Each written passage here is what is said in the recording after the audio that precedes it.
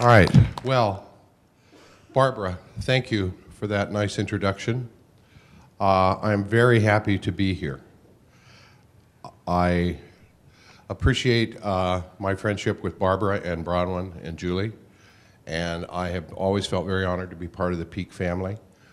So I was very pleased when Bronwyn called me and said, you want to come to Topeka and talk about civil rights? I said, sure. So then I hung up and I thought, man, that's a serious thing to do. And then I talked to her and Barbara on a conference call, and then I really thought, this is serious. Topeka's a special place. I want to make sure that I think about what I'm going to say.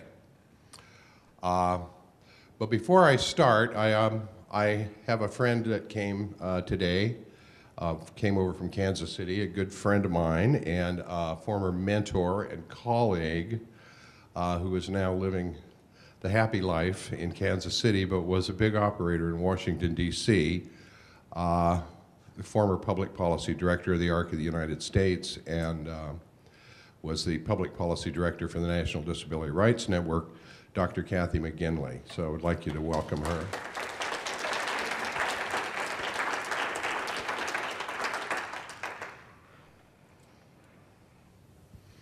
When Eleanor was born, my daughter's Eleanor, she's 25 now. When she was born, everything about her birth was presented to us as a great calamity. There was no joy in it. The nurses cried. People came and told us we'd have to take her home. You know, a lot of you know that story. Her mom was a public defender, and she went back to work after 90 days after her maternity leave was over, and I stayed home with Eleanor for a year. I always like to tell this story because I think it's important for the people I talk to know that I'm one of you. This was not my boyhood ambition. I didn't grow up to be a disability advocate. I gave up a very successful law practice to do this, and glad I did. But that's my motivation for being here today. So I stayed home with Eleanor for a year when she was an infant, and I got to do all the early intervention stuff, and I really dug it. I just loved, I'd never paid much attention to children, and I'd never really had any great ambition to be a parent, to tell you the truth, but I really thought this is sexism has two sides to it, you know, and I think a lot of men never have the opportunity to be the primary caregiver of an infant baby, and I loved it. And because I was ignorant, I didn't know anything about developmental delay. So there never struck me for 1 second that there's anything wrong with her. I still feel that way. We were supposed to be active, so we were active. I was supposed to stimulate her, so we listened to Mozart every afternoon. We got a fish tank, which was pretty successful until I cleaned it with pneumonia, and they got up in the morning, or ammonia, and all the fish were dead. So that didn't work out so good. But Eleanor and I were pretty inseparable. And as time went by, that continued. And the first lesson I learned about inclusion was it starts at home. You gotta, you know, this is my kid, and here she is, and take her or leave it. But when she was about 8, I had the following epiphany, and that's the main thing where I want to start this presentation today. Because I hope all of you parents have had this, and if you haven't, think about it. And this had to do with the day that I went to the grocery store without her. And I was just struck by how easy this was. You know, like I just went out, got in the car, and drove off, and I buzzed around the store really quick, and I got my stuff, and I didn't trip over her. And I got up to the line, and I'm waiting in line, and I also realized that that nobody was looking at me funny. You know, the look. I wasn't getting it. I wasn't getting it. And I missed it. And then it hit me that I was on a holiday but that there would not be 1 second of her life that she could be. That there would never be a moment that she didn't look funny and didn't get that look. And then it hit me that this experience was not about me. It wasn't about whether I was a good daddy or not. It wasn't about whether I learned my IDEA regs. It was about the fact that there's nothing wrong with her. And the problems she has in her life have to do with society. And it was then that I saw that what my great calling is to help facilitate the creation of a world that is welcoming to our children. And by the way, another friend of mine has just walked in, the director of Disability Rights Kansas. Many of you know him because he was here the other night, Rocky Nichols, who will be succeeding me as president of NDRN in a few months. Rocky, I'm glad you could make it. Good to see you. So once I realized that this isn't about me, it's about her, and it's about creating a future for our children, I began to think seriously about American history, and particularly after I had this conversation with Bronwyn and Barbara, that I really got to thinking about American history and where we fit into it. And I got here yesterday, and I hadn't really had this thought yet. I went outside and sort of walked around Topeka in that beautiful spring afternoon and soaked up your pretty air and meditated on how important Topeka is and how really more has happened here than we associate American history with Boston and New York and Philadelphia and Charleston and Washington, D.C. But none of those cities and none of the activities that ever happened there broke the back of institutionalized segregation. That was an issue that was too hard for the American political process to take. And it was broken by a few Afro-American families in Topeka. So how to summarize that? And it occurred to me that the best summary I've ever heard came from a poor homeless man who traveled the Dust Bowl and rode in boxcars and even made his way all the way up to Oregon to pick our hops. And he became the great observer of America. And in 2 5-word sentences, 10 words, whether he intended to or not, I think he summed up the entirety of social conflict in our country from day one. And like all the great Woody Guthrie songs, there's a lot of different versions of them. But the version of this one that I like best goes like this. This land is my land. This land is our land. And all of the conflict that we struggle with in this country and have from the beginning has been a conflict between the people who believe only in the first line and the people who believe in both lines. The first line is all about privilege and exclusion. But if you believe in both lines, then you believe in community and inclusion. And we are living in a time of unprecedented opportunity. We are opportunists, people who take advantage of opportunity. So as I was sitting back in Portland a week or so ago thinking about this presentation, I thought, I'm an academic too on the side, so I thought, where can I look in a book to put my finger on what it is I want to say in Topeka. So I pulled down the book I always pull down when I'm looking for deep truths about America, Huckleberry Finn. And I read for, the 200th time, the great description of this Homeric Odyssey on the raft with Huck and Jim. And it could only be on one river, the Mississippi, that great artery of America that holds our country together from all direction. And these 2 boys sail down, or drift down the river. And they're having helicon days. They're fishing, they're swimming, they're playing, they're talking, they're telling each other outrageous lies. At night, they look at the stars. And like all travelers, they got a plan. And like all travelers, sometimes our plans don't work out quite the way we planned them. Their plan was that when they got to the mouth of the Ohio River, they would turn and they would paddle that raft upstream to Ohio, to freedom, to a new life for Huck, and freedom for the runaway slave, Jim. But as they approached the mouth of that river, the river became shrouded in fog, and the borders became more and more indistinct. It was hard to see the shore. And in their fear and confusion, they sailed past the mouth of the Ohio. And they lost their opportunity. And as Mark Twain said, ahead of them inexorably lay only the slave markets of New Orleans.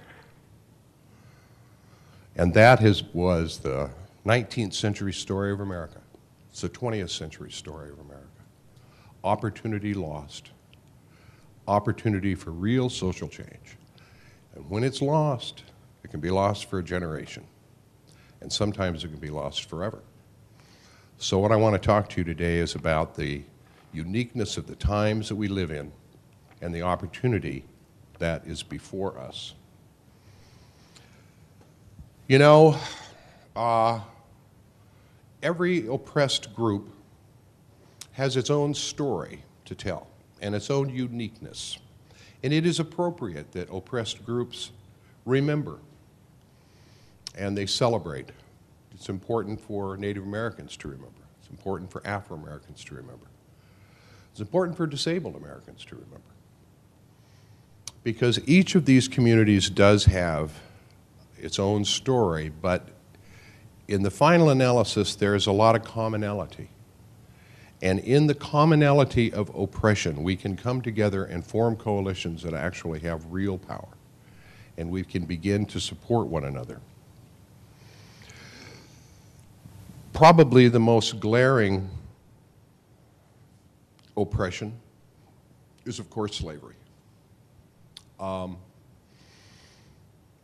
And when the Constitutional Convention convened in Philadelphia in 1795, when the first man sat down at his desk, because of course there weren't any girls involved in this process, then they began to create a government. And it was pretty easy to create the presidency. It had some war-making powers and chief executive powers and this power and that power, and the power of the presidency was limited, and it was also spelled out. And then they thought, well, we should have a judiciary, so all they said about the Supreme Court was, we'll have one. That's all they said. But then we're going to have a legislature. So we'll have a Senate, and we'll have 2 senators from each state. That was pretty quick and easy to get together. And we don't really trust the people. What we really want are a bunch of senators like us. So we'll have those people elected by their state legislators. And that means that the professional politicians will be able to choose the senators. And that should provide plenty of stability. But there is that democratic movement, and those people out there think that they're going to get the right to elect their government. So we're going to have to create this other thing, the House of Representatives, and we'll give them the power to raise money. That'll be their power. But we'll only give them 2-year terms, because Lord knows who's liable to get elected. And then how big should it be? Well, we'll base it on population. Well, the southern states were pretty agrarian compared to the north, so they were like, yeah, population, that's cool. There's all of us plus our slaves. So we'll get a lot of seats in the House of Representatives. And of course the Northerners said, wait a minute, you're telling me those slaves are just property. You're not going to count them for a apportionment of seats in the U.S. House of Representatives, and on that point, the Constitutional Convention very nearly broke up, and the Union never happened. But what we had instead was the first of many compromises. And every time there's a compromise, what that means is you have put the problem off. So the United States of America was constituted with a United States House of Representatives based on population in which slaves were counted as 2/3 of a person. The southern states gave up 1/3, northern states gave them 2/3. And that was our first real racial conflict in the history of the United States.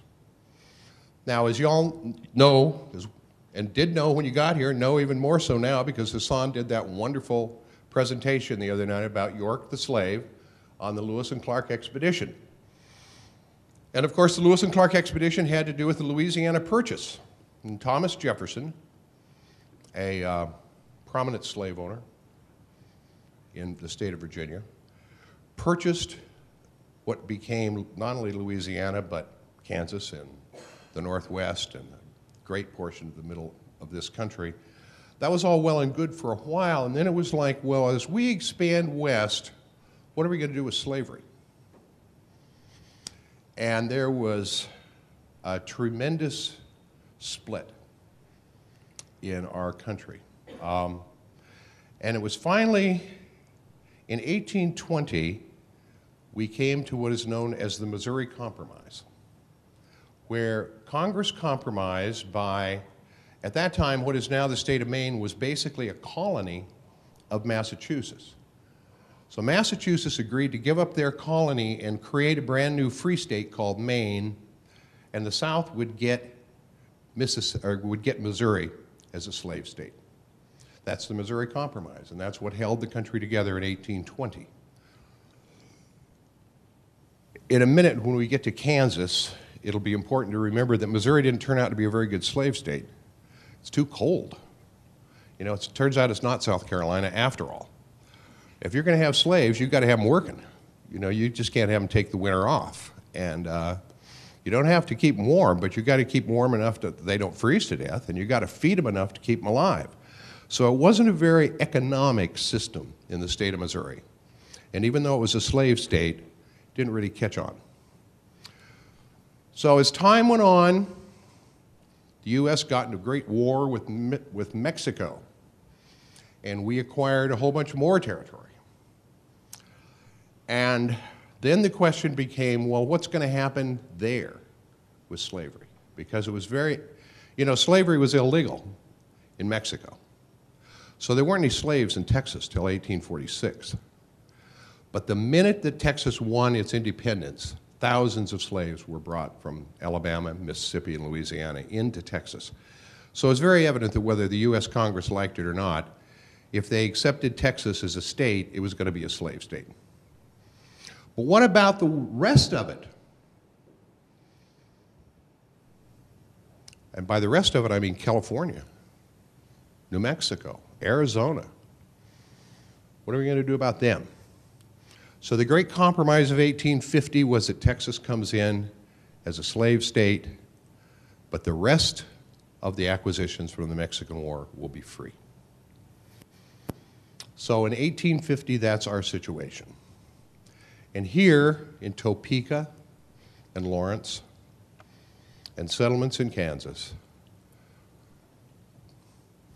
because of the situation with Missouri, what was going to happen here was unclear. This is supposed to be a free state. But the South began to bring slaves and plantationers in large numbers from Mississippi, from Alabama. And the abolitionists targeted Kansas as a free state. And they began to sponsor immigration from New England to Kansas on a very large scale,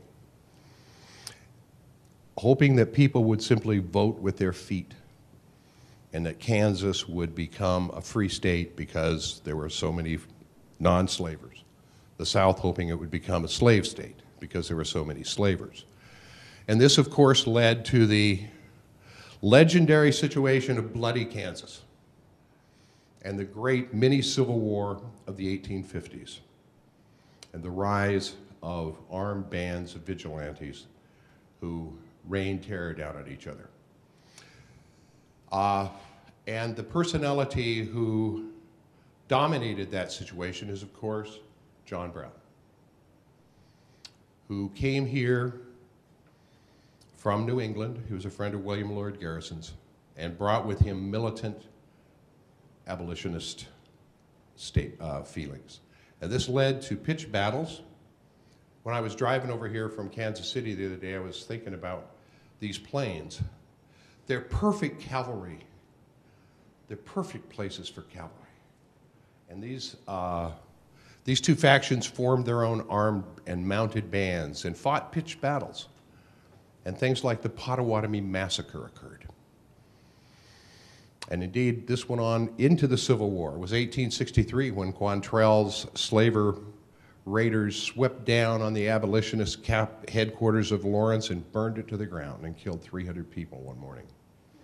This is serious stuff. And of course, as you know, John Brown left Kansas. And John Brown went back to Ohio, and he formed a plan to end slavery by arming the slaves. And he was going to do that by raiding the federal arsenal at Harper's Ferry. And he was positive that once he got the necessary firepower, slaves all over the South would rally to his cause, massacre their owners, and that would be the end of slavery. So on October 16th, 1859, Brown and his raiders swept down on Harper's Ferry, and they did, in fact, capture the federal arsenal. But that's as far as they got, as you know. Robert E. Lee brought the Virginia militia to Harper's Ferry, put the rebellion down. Most of the people were killed. Brown was badly injured, and he was executed on March 16th, 1860. He was hanged by the neck in Harper's Ferry.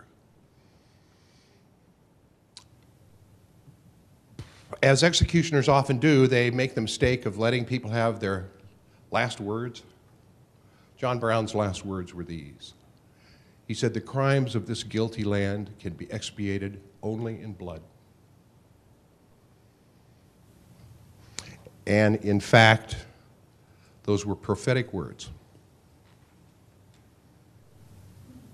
Because nearly 13 months after John Brown was killed, the South Carolina militia opened fire on Fort Sumner, and the American Civil War began. Now, there are a lot of reasons for the American Civil War, but certainly slavery and racial segregation and the question of who's in and who's out played a particularly pivotal role in that chapter. And as far as John Brown predicting that the crimes of this guilty land can be expiated only in blood, that was certainly brought home at places like Gettysburg and Antietam and Chancellorsville and Fredericksburg and Vicksburg and Shiloh and Cold Harbor, Transylvania Courthouse, Petersburg, everywhere. When that war ended, out of a nation of 13,646,000 men had been killed in action. I really think it's important, before we talk about the 14th Amendment, that everybody let that sink in for a minute. In World War II, about 400,000 American soldiers were killed, and we're still talking about it. And that was out of a nation of a population of 200 million.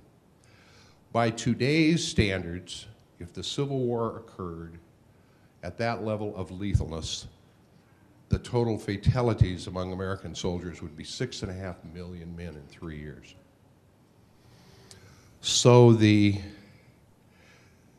expiation in blood happened in spades. Now, many of you have recently seen the movie Lincoln. So everybody here is all hip to the 13th Amendment and the process that went into the abolition of slavery. A big moment. That was in 1865.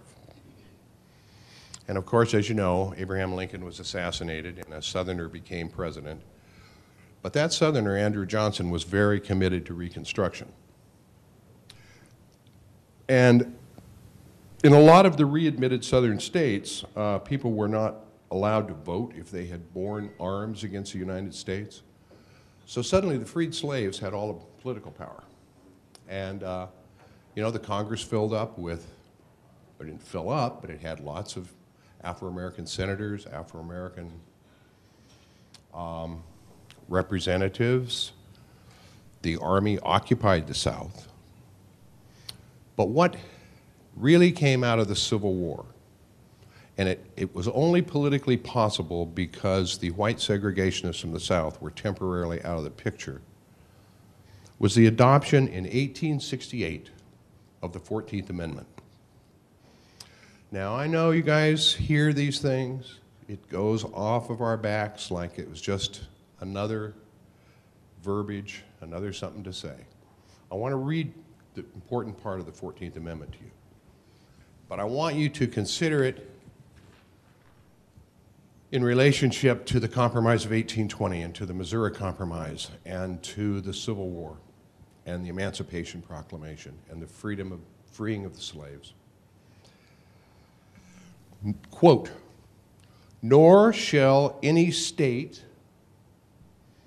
deprive any person of life, liberty, or property without due process of law, nor deny to any person within its jurisdiction the equal protection of the laws." So what I just read to you is the famous Equal Protection Clause, which is going to ride to the rescue in the next century of a whole bunch of us.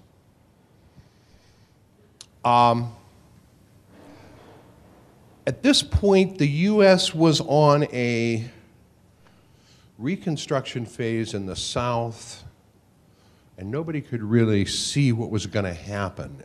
Grant served 2 terms as president, and in the election of 1876, the contest was between James Tilden and Rutherford B. Hayes. And in that election, James Tilden won handily with a huge margin in the popular vote. Tilden's electors in the Electoral College, however, Hayes's people went to those Southern electors and said, I'll tell you what, if you will vote for us, even though we lost the election, if you vote for us in the Electoral College, we'll withdraw the Federal Army from the South, and you can have your country back. And that is exactly what happened. The greatest fraud in American history. Rutherford B. Hayes became President of the United States. The federal troops were withdrawn from the South. And a great period of horror set in, of apartheid, of racial segregation, of violence, disenfranchisement of a people, enforced poverty. According to the Chestnut Archives that keeps track of these things, between,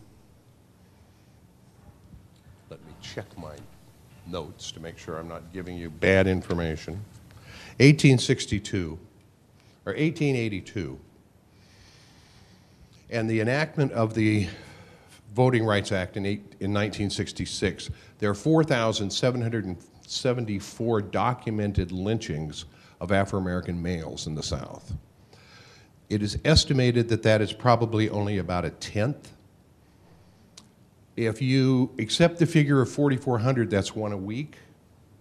If you accept the figure of 44,000, it's one about every 22 hours.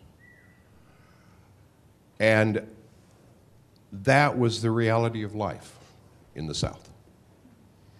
No Afro-American participation in voting.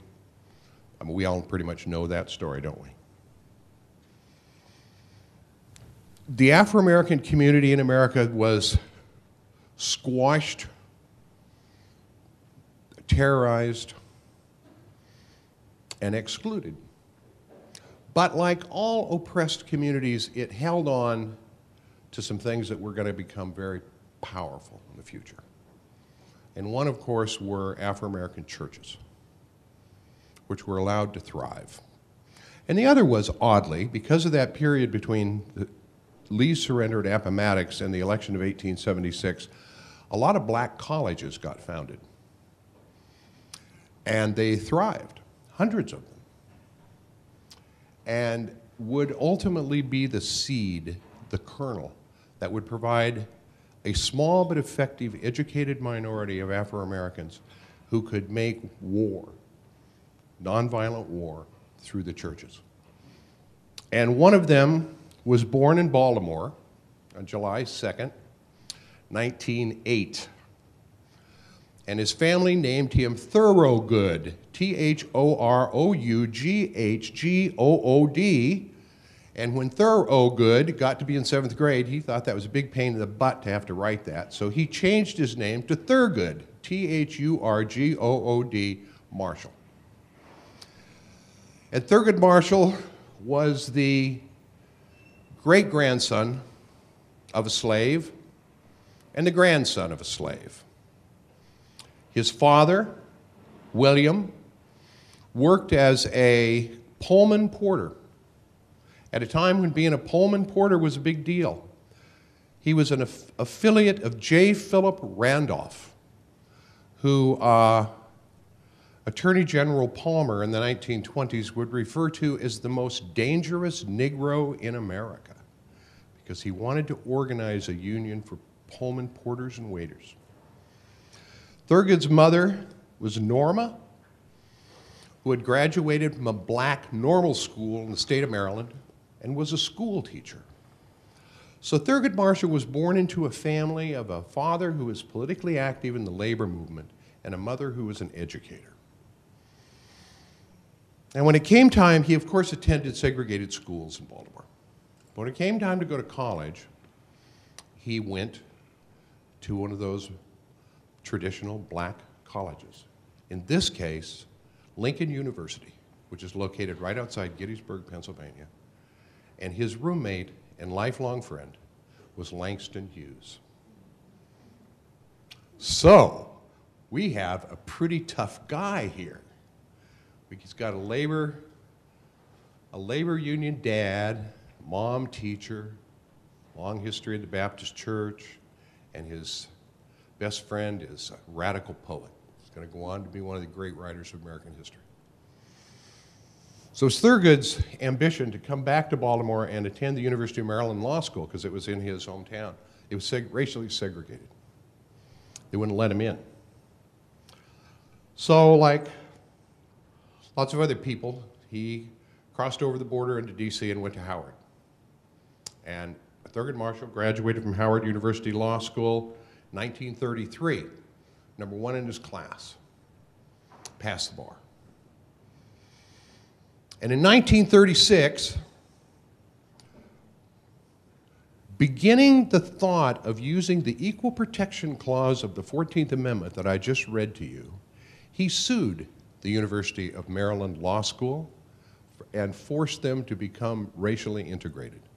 The first American institution of higher learning that was forced by courts to integrate. And that was Thurgood Marshall in 1936. He argued his first case in the United States Supreme Court when he was 32. President Kennedy appointed him in 1961 to the Second Circuit Court of Appeals, first Afro-American to be appointed to a federal appeals court. James Easel of Mississippi held the appointment up for 2 years because he just couldn't abide the idea of a blackface on a federal appellate court.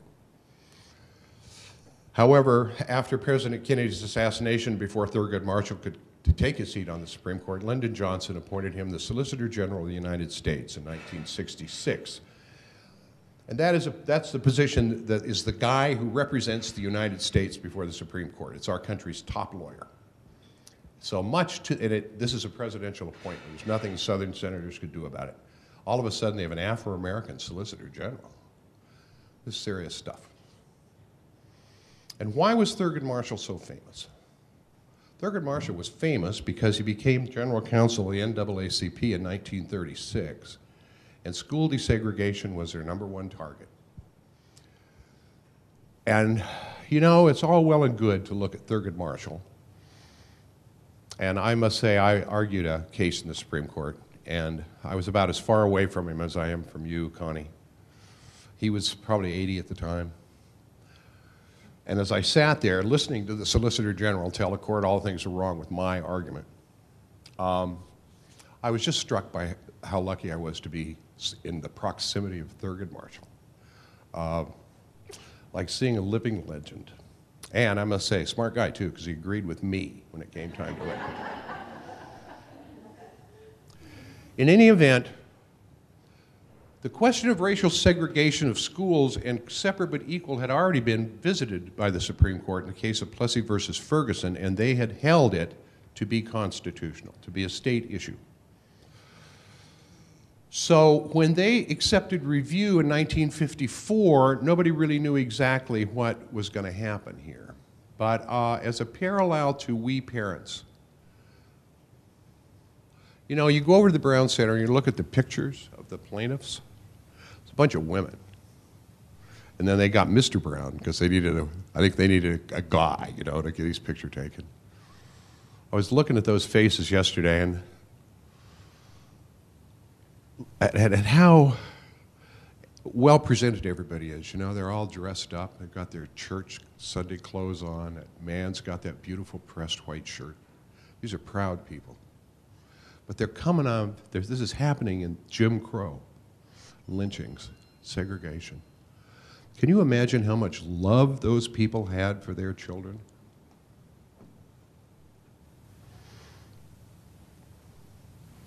Think about that. Think about your little children, how bad you want them to go to school. These people were risking their lives to put their name on a lawsuit in a redneck place like Topeka, Kansas, and say, you can't send my little girl to a black-only school because separate is inherently unequal. Nobody knew how that would turn out. Lo and behold,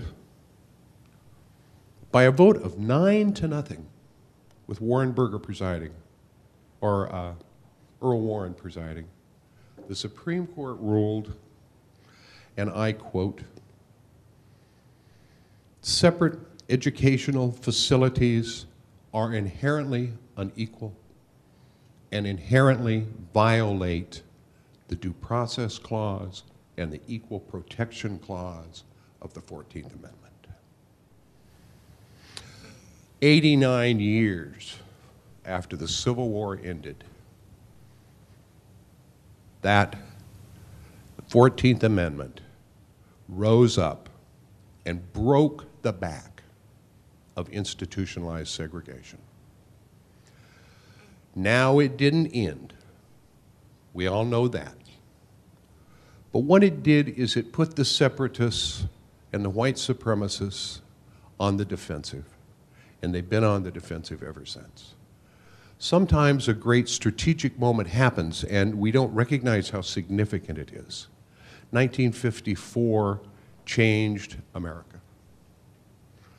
Not only did it open the door to integrated education, but it opened the door for us, for people with disabilities. We don't even know their history in the 19th century. What about your children? What do you think their lives would have been like in 1880? Without Brown, they wouldn't be much different today. Now, I mentioned when Congress was forming our government, they just sort of said, we're going to have a Supreme Court. You enjoy it. That's all they said. So everything about the court system in America is a result of congressional action and bluff. Because, you know, when Marbury versus Madison came up in 1804, 1805, 1806, and the Supreme Court said something was unconstitutional, everybody went, oh, okay, it's unconstitutional, because the court said so. There's nothing in the Constitution that gives the court the right to make those decisions. That just became part of our accepted government. But one thing that the Constitution did not give to the Supreme Court is enforcement power. The Supreme Court of the United States doesn't have a police force they can send out and make sure that everybody in McPherson, Kansas is running a racially integrated school. So basically nothing happened outside of this city except reaction.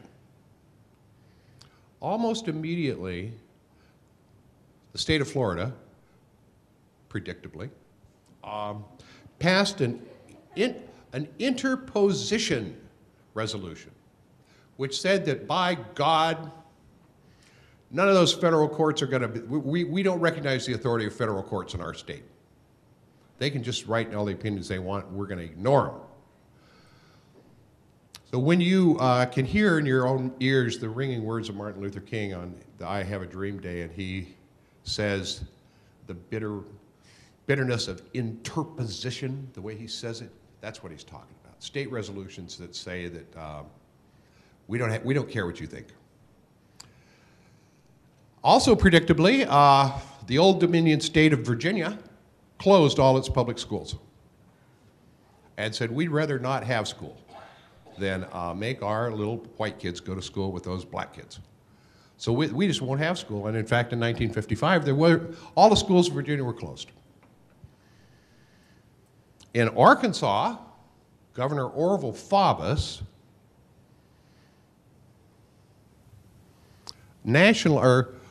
activated the National Guard and had them lock and load and show up at the Little Rock High School because there was this horrible little girl named Ruby Bridges who claimed she was going to go to high school. And that little girl, Ruby Bridges, was such a threat to the sovereign state of Arkansas that they had to call out the National Guard. And in fact, President Eisenhower sent a battalion of the 101st Airborne Division from Kentucky. And he also ordered the Arkansas National Guard to stand down. And there were a few hours during that day where there was some question as to whether the Arkansas National Guard would stand down or whether there would be open warfare over the question of one little child registering herself to go to school. That was in 1956. And I want to say one more thing. Everybody knows the story of Ruby Bridges, and we all read it to our kids, and we've seen the movie. But I think for special ed parents, it's important there to stop and think about that too. You know, when Eleanor was going to go into middle school, our neighborhood middle school had a principal who was a first-class jerk. And he didn't want underachieving kids in his school. And I could see real clearly how I could fix that. But at the same time, I really didn't want Eleanor to going into an unwelcoming environment. But I could see in my own mind how, if necessary, I'd get the National Guard to escort her to that school. But we, strategically, the way families do, we decided to let her go someplace else. But talk about love. What about Ruby Bridges' parents?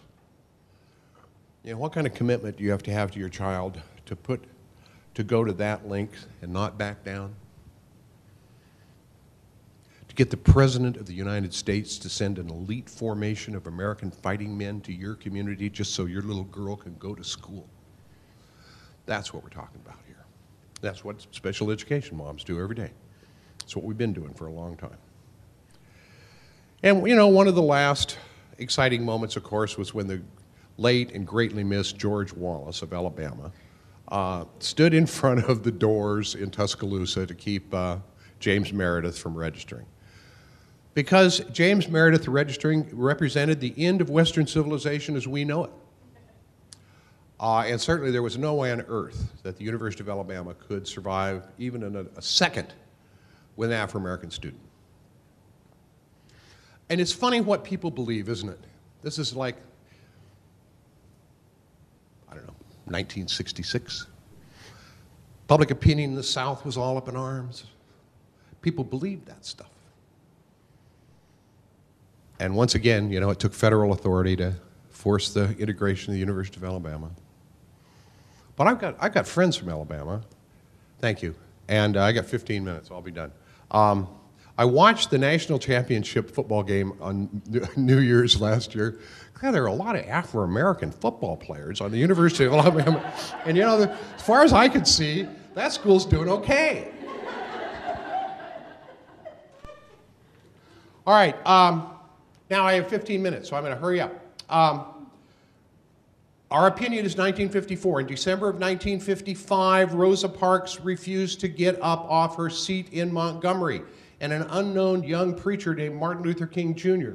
was elected to chair the Montgomery Improvement Association and began the 13-month-long boycott, which ended with the city of Montgomery capitulating, but also ended with the Southern Poverty Law Center suing the state, and in the case of Browder versus Gale, getting the segregated buses of Alabama declared unconstitutional. And that was the first big victory of what began to be the civil rights movement. And a way of looking at the civil rights movement is that it is the enforcement mechanism that stepped in for the Supreme Court to enforce Brown, because there was no other way for it to happen. Of course, you know, in August of '63 was a great march on Washington, D.C. In '64, Dr. King became a Nobel laureate and a famous person around the world. All of this culminated in the passing of the Voting Rights Act of 1965, which essentially destroyed the old political power of the South. At least as far as local government goes. The segregationists and reactionaries have gerrymandered the states pretty well, so they still have a lot of power in Washington.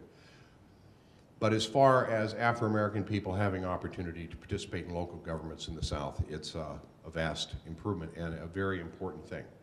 Okay, and of course, as we know, Selma was in 1965. Dr. King was assassinated in April of 1968. How does this parallel, briefly, our own movement? Well, the Education of the Handicapped Act in 1975, which morphed into IDEA, really to some degree is a mini Brown, because it established that it was the policy of our country, a FAPE, that every single child had the right to a free and appropriate public education. Now, we're here this week because we're still fussing and fighting over what that means. But we don't come here to defend FAPE. That's a given. That's the basis of our movement for special education and educational opportunity. Education of the Handicapped Act started in 1974. We're in. We get to go to school. They can't keep people with disabilities out. In 1973, the Vocational Rehabilitation Act pretty much mistakenly included Section 504. And after Congress had passed it, and then they read it, and it said, geez, you can't discriminate against people with disabilities. Everybody went, well, I don't know about that. So then they held up the regulations for a couple of years. Came down to President Carter to have to do the regulations, and they only did that because of massive civil disobedience. I don't know how many of you know this. People with disabilities occupied Health and Human Services buildings all over America. The one in San Francisco for 3 months. And they finally embarrassed the government into issuing those regs, those 504 regs. So that was another significant moment for us. ADAPT was founded in Denver in '73. Ed Roberts founded the first independent living center in Berkeley, the rolling quads. And of course, the culminating moment was 1990 when the Americans with Disabilities Act was passed, which prohibits discrimination based on disability. And as Congress sometimes does, they say stuff they don't really mean. And in the ADA, there's a thing called the Community Integration Clause, which is going to come back and bite them on the butt here in a minute, because I've only got a few minutes left. All right. So,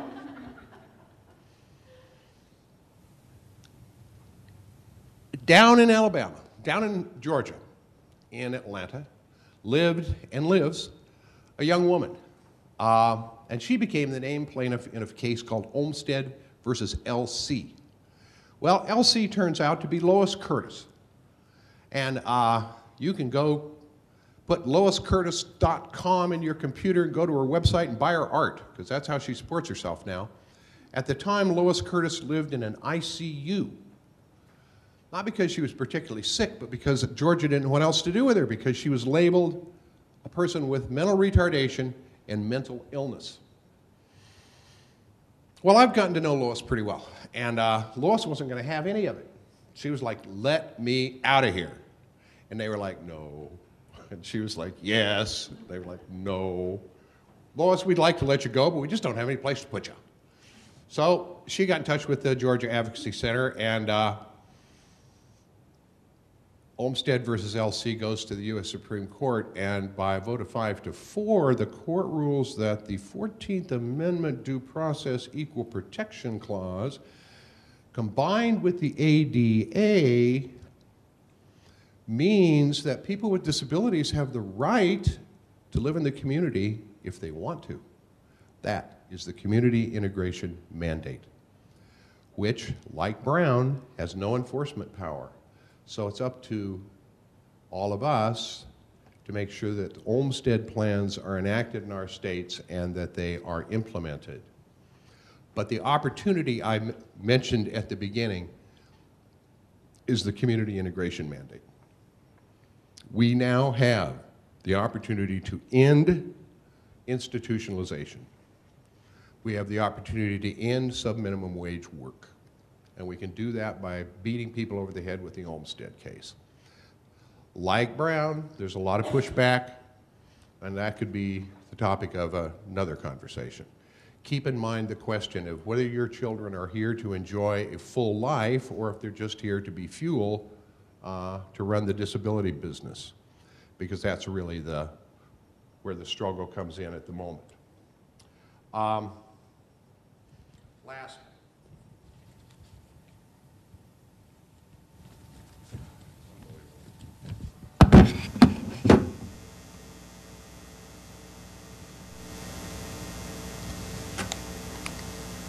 How is it possible?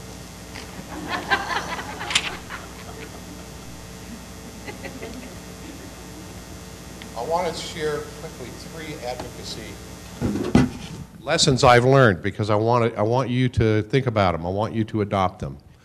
In this opportunity for us to move ahead now, there's lots of questions. When somebody asks you to do something, don't waste your finite energy unless it's something you can believe in. Test number 1, does this advocacy initiative truly believe that disability is a normal and natural part of the human condition? If it does, click. That's a good principle. The biggest enemy of adults in America with disabilities is social isolation. Does this initiative promote community living and inclusion? Because if it promotes social isolation, you are sentencing your children to an adulthood of loneliness, despair, and isolation. And lastly, never underestimate people with disabilities. They're a lot more clever than you think, as all of us parents know. Eleanor had an IEP goal to tie her shoes. Good God, we had it for like 7 years. Finally we said, let's forget that goal. So by that time, Velcro come along, so it's all fine. So like 5 years later, I'm typing away on my computer one day, and she's sitting over here, and I see her tying a brand new pair. She's got a brand new pair of sneakers. She's tying them. I said, where did you learn to tie your shoes? First grade. She said, well, what's the deal? She says, and this is what she said, it was a dumb goal.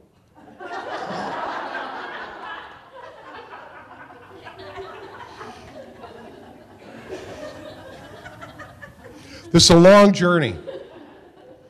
It's the hardest thing you can do. Social change is hard. Build community. Trust each other. I know I could see in the faces that many of you did see Lincoln, and it was a good screenplay. I liked it. And toward the end, there's this great scene where Daniel Day-Lewis is reading the screenplay. And of course, I can't do it that way, but he says, when I became a surveyor, I learned to use a compass.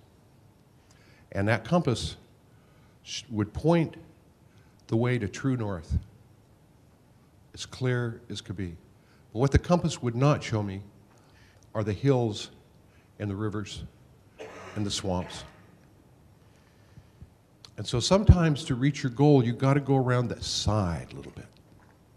Because what good does it do to pursue it straight ahead just to become mired in the swamp? And that's a little bit what social change is about. Be smart, be strategic, take your victories where you can get them, celebrate each other, love your children. I want to end with, when I became president of NDRN, Justin Dart's daughter gave me this book. And this was published in Japan when he and Yoshiko still lived there. And it's the very first publication that Justin ever did, the first time he ever came out as a great potential leader.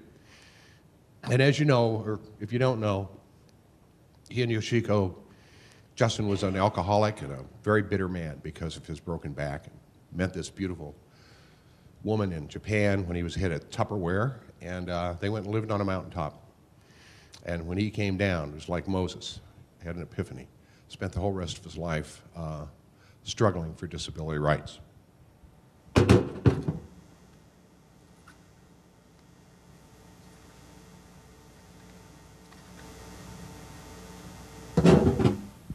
So this poem was written in the mid-60s by a little girl named Nane Uiki, who was in 3rd grade at the Komyo School for Handicapped Children in Tokyo.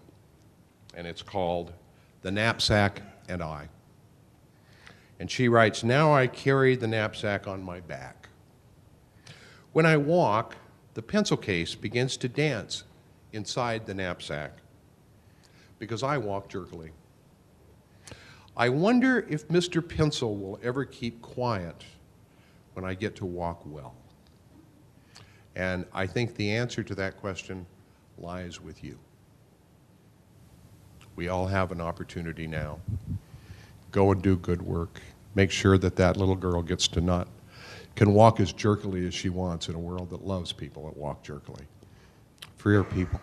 Thank you.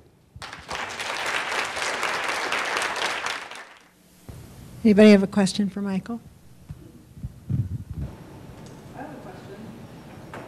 What's one of your strategies or approaches when you're trying to advocate for someone? Like, it seems like a lot of times I have all this information and I know it, but then I get in a room with a bunch of people and I try to advocate and it's just kind of like, oh yeah, but moving on. And it just kind of, gets pushed to the side. So I'm just wondering if you have any thoughts on that. No. I don't. I think it's. I know exactly what you're talking about. Sometimes we aren't speaking the same language. I was in this workshop on early intervention earlier, and she was using the presenter here from Montana, whose name escapes me at the moment. Sorry, Sarah. Was given this example of, special ed people saying, well, it's really in the best interest of your child to go over here to this segregated place because that's where the resources are. And what you want is to stay in the neighborhood school. So first of all, it irritates me when the functionaries from the school district start talking about what's in the best interest of my child, when I know perfectly well that it's being done for the administrative and cost convenience of the district. I think that when I first started doing this, I came out of a background of serious criminal defense, and I thought the best way to do this, I used to really love to take on FBI agents and just destroy them in cross-examination. And the thing about the FBI agents is they go away. I never had to see them again. But at IEP meetings, what would happen is I'd do that, but the people were still there the next day. And so then it turned out maybe that wasn't the best strategy. So I think a lot of it has to do with relationship building. persistence, taking a time out, never giving up. I mean, I don't know what to tell you. I'll tell you this. I tried 31 death penalty cases before Eleanor was born, and I argued in the Supreme Court. And I have never been so stressed as I have been doing one of her IEPs. It's too personal. And, you know, I do think that when your kid gets a little older, bringing them to the IEP helps, because it's harder for the adults to be rude to the kid than it is to you. And I think we were probably about in 10th or 11th grade. I said to and Eleanor was coming and doing her IEPs. She did the last one all by herself. We didn't even go. What's an IEP? I said to her. She said, an IEP is when a bunch of adults get together and say mean things about me. Well, you know, that's a pretty telling thing. So if you can control the tenor, you know, if I knew the answer to that question, we wouldn't need this conference or any conference. I mean, it's just damn hard. And I appreciate the fact that we spent all this time this week talking about regulations and rules. But the fact of the matter is, in my state, there are 144 independently elected school districts, and they're accountable to their boards. And every one of them has a whole slew of principals. And the number of special education policies in the United States is equal to the number of principals. Because you either get along with the principal in that school and stuff happens, or it doesn't. And, you know, we can talk about, we're going to file a Department of Ed complaint, we're going to file due process. None of those things are very useful. Due process is a major commitment of time and money in federal court, and most people can't even begin to imagine it. And the state, what's the state remedy for violation? Withholding funds.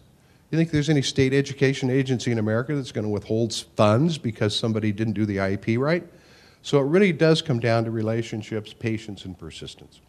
I don't know what else to tell you. Other questions? What's Eleanor doing right now?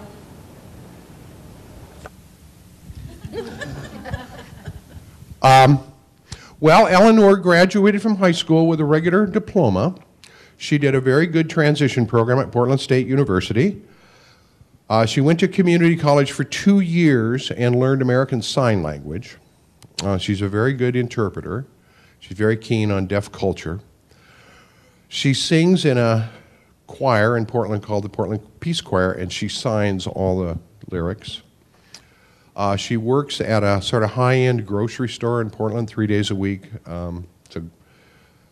And then she does this and that, and she's got friends and boyfriends, and she's mastered the public transportation system. And she was all set to move out of her mom's house and into her own apartment. And then we had some physical issues a year ago that put the skids to that.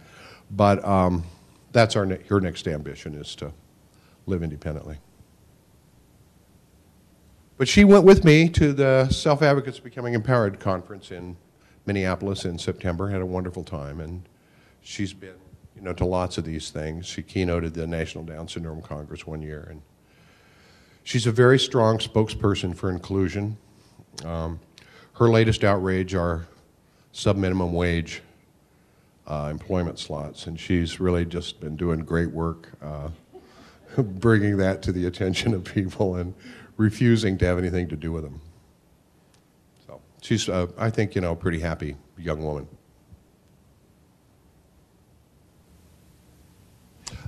That's guy she was with there, Johnny Crescendo, name is Alan Holdsworth, actually, but he's a troubadour, he's an Englishman, and he writes beautiful folk songs, civil rights songs for people with disabilities. And so that's who that was. And that's Yoshiko Dart in the red vest, and then Senator Tom Harkin on the left, who's the chair of the Senate Health and Education Labor Pension Committee. It's Eleanor at ADAPT Action in Washington, D.C. It's when she graduated from high school. I think that's here. I don't know, is that here or at Peak? Okay, and then this is another presentation she did, and there she is again with Ellen. So she gets around. I loved being here. I like being with you. much more fun for me to be with families than with politicians and bureaucrats, which is where I mostly am. But it was really fabulous to be in Topeka. I really feel like I got to do something special to come here. So, thank you.